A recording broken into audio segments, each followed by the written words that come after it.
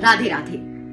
तो माँ बाप का रोकना टोकना किसको पसंद है, चाहे बात छोटी हो चाहे बात बड़ी। हमें रोकना टोकना पसंद नहीं। हमें लगता है कि हमारे माँ बाप बूढ़े हो चुके हैं, या उनका जमाना अलग था और हमारा जमाना अलग है, या फिर कभी लगता है कि वो हमें समझना ही नहीं चाहते। ये बात मैं इसलिए कह रही हूँ क्योंकि इनमें से कुछ बातें मैं भी सोचती थी। अब मेरी माँ मुझे छोटी बड़ी बातों पे जरूर टोकती है। अब इस बात की चर्चा मैंने अपनी छोटी मामी से की। छोटी मेरी मामी ने मुझे एक बहुत सुंदर कहानी सुनाई। उस कहानी से मेरा दृष्टिकोण बदला और मुझे समझ आया कि इस रोकने और टोकने में भी एक बात छुपी हुई है, और वो बात क्या है वो मैं आपको बताना चाहती हूँ इस कहानी के द्वारा।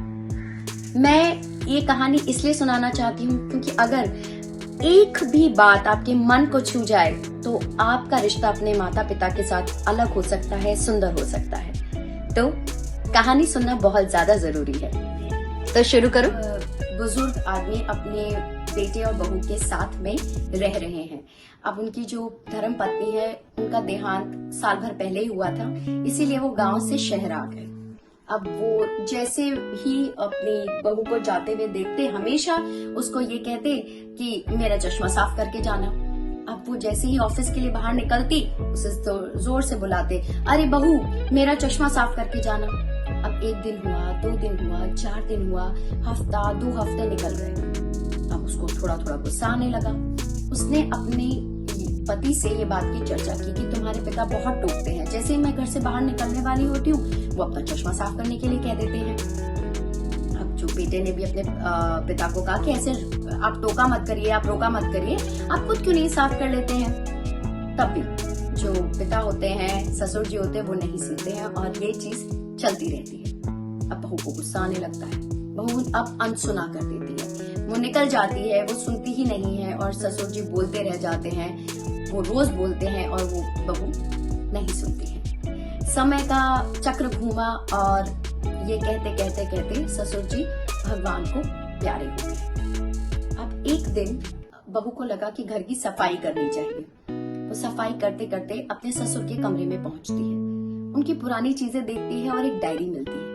वो डायरी को खोल कर देखती है और लिखा होता है कि आज बहू फिर नाराज होकर चली गई। इस भागती दौड़ती जिंदगी में बच्चे बहुत बार बड़ों का आशीर्वाद लेना भूल जाते हैं, लेकिन जैसे तुमने मुझसे कहा था कि लेकर हम बहू आ रहे हैं पर समझना उसको बेटी की तरह, आज भी मैंने वही किया।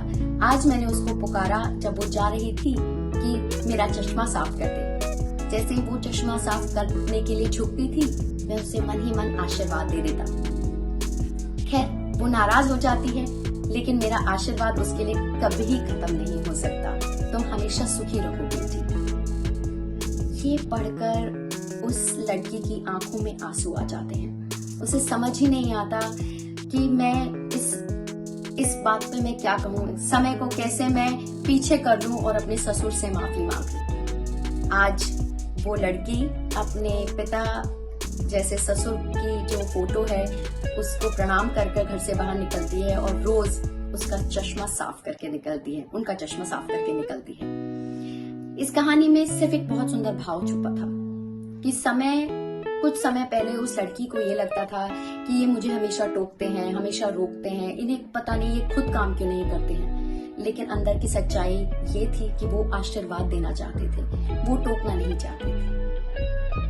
कहानी का भाव कितना सुंदर था। बहुत बार हमें ऐसा लगता है कि हमारे माँ बाप हमें रोकते टोकते हैं, लेकिन उस टोकने में भी कहीं ना कहीं उनका प्यार और अपनापन छुपा होता है। इस कहानी से मैंने एक ही बात सीखी। जब मेरी मामी ने मुझे ये बात बताई और ये कहानी सुनाई तो लगा कि आज तो मेरी माँ है, जब नहीं रहेगी तब कौन मुझे रोकेगा टोकेगा।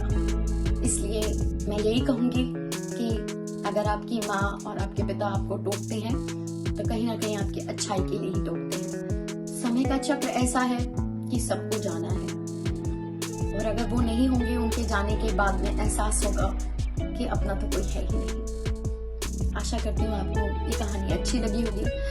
मुझे इतनी अच्छी लगी कि मेरी आंखें और मेरा गला भर आया। खैर, धन्यवाद।